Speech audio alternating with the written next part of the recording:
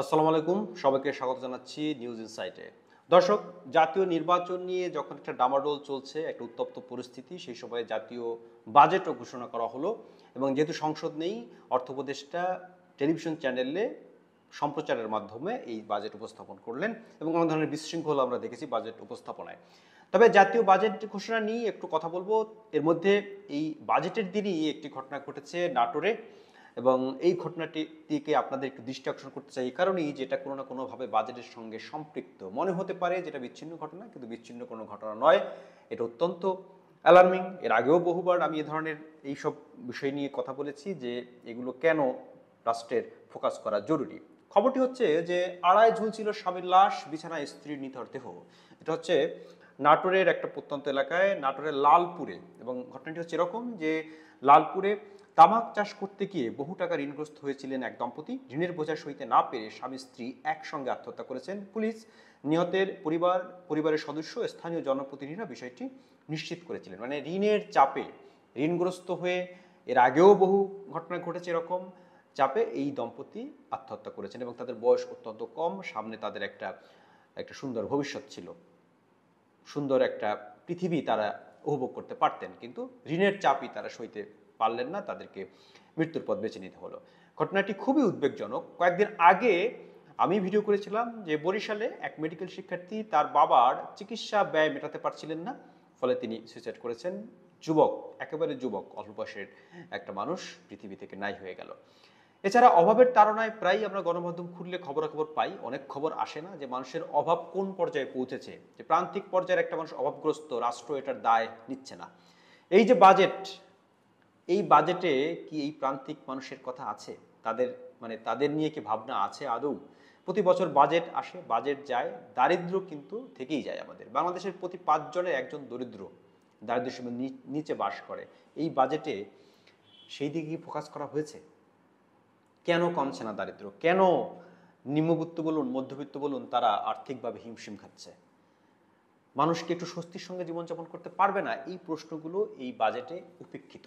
বাজেটের শিরোনাম, দুটি দৈনিকের শিরোনাম একটু পড়তে চাই। একটি হচ্ছে প্রথম আলো, তারা শিরোনাম করেছে যে বাজেটে স্মল কিন্তু বিউটিফুল নয়। মানে এক ধরনের প্রশংসা এবং এক ধরনের সমালোচনা মিলে তারা একটা ব্যালেন্সড শিরোনাম করেছে। এই সঙ্গে দৈনিক বাংলাদেশ প্রতিদিনের শিরোনামটি বিশেষভাবে দৃষ্টি আকর্ষণ করবো আপনাদের, নতুন বাংলাদেশে পুরনো বাজেট। মানে এখন যারা ক্ষমতায় আছেন তারা কিন্তু বিভিন্ন সময়ে রাজনৈতিক সরকারগুলোর বাজেটের সমালোচনা করেছেন। তারা অনেকেই অর্থনীতিবিদ। বিশেষ করে যদি অর্থ উপদেষ্টার কথা বলি, সালেউদ্দিন আহমেদ, তিনি একজন অর্থনীতিবিদ, বাংলাদেশ ব্যাংকের সাবেক গভর্নর। আবার আরেকজন আছেন হাসান এস মনসুর, বর্তমান যিনি গভর্নর, তিনিও একজন অর্থনীতিবিদ। সুতরাং বাজেটে নতুনত্ব আমরা প্রত্যাশা করেছিলাম।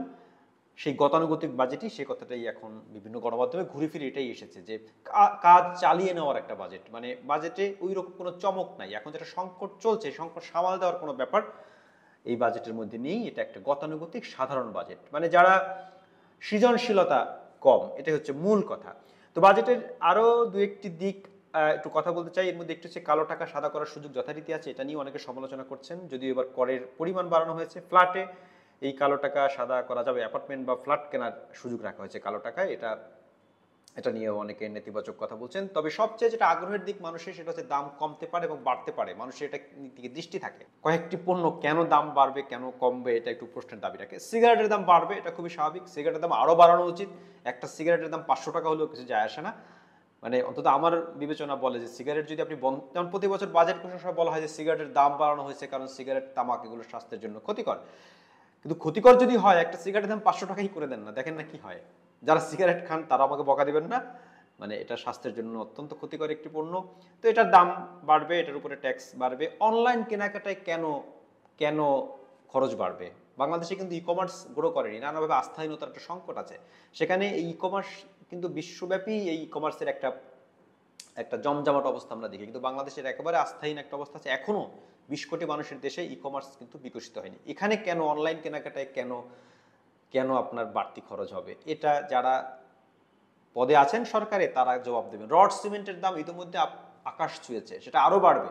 আপনি যদি একটি ঘর তুলতে চান, গ্রামে হোক শহরে হোক, আপনাকে কিন্তু অনেক টাকা দিতে হবে এই রড সিমেন্টের পেছনে। এবং গত কয়েক বছরে লাগামহীনভাবে ডলারের দাম বৃদ্ধির সঙ্গে সঙ্গে এটা বাড়ছে এবং শুধু যে বাড়ি করতে গেলে শহর এলাকায় বিশেষ করে যে আপনার রড সিমেন্টই বাড়তি দাম দিতে এমন নয়, চাঁদাবাজদেরও প্রচুর টাকা আপনাকে দিতে হবে। ফলে বাড়ি যারা করবেন মানে অনেক সঞ্চয়ের টাকা দিয়ে জমিয়ে যারা ব্যাংক ঋণ নিয়ে যারা ছোটোখাটো একটা বাড়ি করতে চান, যাদের থাকার জায়গা নেই, তাদের জন্য এটা একটা দুঃখের সংবাদ। সাবান শ্যাম্পুর দাম বাড়বে, হতে পারে।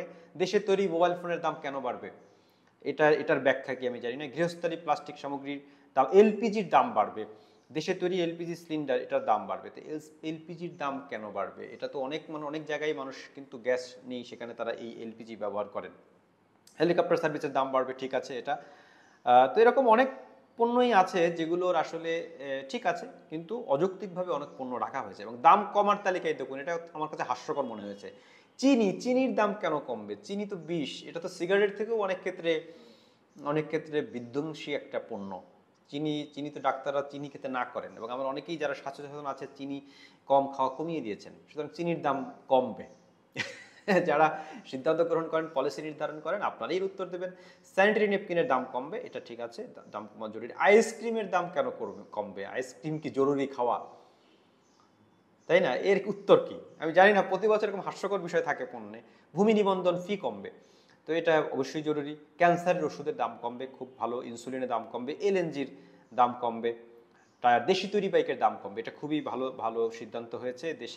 দেশি তৈরি বাইক এটা অনেক ক্ষেত্রেই খুব ভালো, সাশ্রয়ী এটা। যারা সীমিত আয়ের মানুষ আছেন তাদের জন্য। উড়োজাহাজের ভাড়া কমবে, কেন কমবে জানি না। এরকম দাম বাড়া কমা বিষয়টি অনেকে আমাদের সাধারণ যারা মানুষ আছেন তাদের জন্য এটা খুবই একটা আগ্রহের জায়গা থাকে। কিন্তু এসব অনেক পণ্যের দাম যেরকম দাম বাড়া কমা ঠিক আছে, কিন্তু অনেকগুলোর আবার কেন বাড়বে কেন কমবে এটা যারা দায়িত্ব আছেন তারাই বুঝবে। দর্শক, মূল কথায় ফিরে যেতে চাই যে এই যে দম্পতি ঋণের চাপে সুইসাইড করলেন, এই যে মেডিকেল শিক্ষার্থী যিনি তার বাবার চিকিৎসা করাতে না পেরে সুইসাইড করলেন, এর আগে কয়েকদিন আগে, আমি এক্স্যাক্টলি এই মুহূর্তে মনে করতে পারছি না, একজন অভাবের কারণে মারা গেছেন, গণমাধ্যমে খবর এসেছে। এই ধরনের খবরাখবর গণমাধ্যমে খুব আসে না, অনেক আছে যে এলাকায় শেষ হয়ে যায়। তো এই প্রান্তিক মানুষগুলোর কোনো রিফ্লেকশন কি বাজেটে আছে? যারা বাজেট তৈরি করেন তারা কি ভাবেন যে এগুলো এই সাধারণ মানুষের জীবন গুরুত্বপূর্ণ? তারা কি ভাবেন এই যে অবটনে মানুষ মারা যাচ্ছে এটা বন্ধ হওয়া প্রয়োজন? তারা কি ভাবেন প্রতি 5 জনের একজন যে এই দেশের এখনো দরিদ্র, দারিদ্র্যসীমার নিচে বাস করে, সেই মানুষগুলোর কথা? বাজেটে অন্তত এটা মনে হয় না। বাজেটে অনেক জিনিস আছে হাস্যকর, গতানুগতিক, এবং এই বাজেট আসলে এটা একটা পত্রিকার পাতা ভরে শুধু, এতে আসলে মানুষের কল্যাণ কতটুকু সেই প্রশ্ন রাখছি। দর্শক, আজ এ পর্যন্তই। সবাই ভালো থাকবেন। আমাদের চ্যানেলটি নতুন, আপনাদের যদি ভালো লেগে থাকে অবশ্যই লাইক, কমেন্ট, শেয়ার করবেন, সাবস্ক্রাইব করবেন। সবাইকে ধন্যবাদ।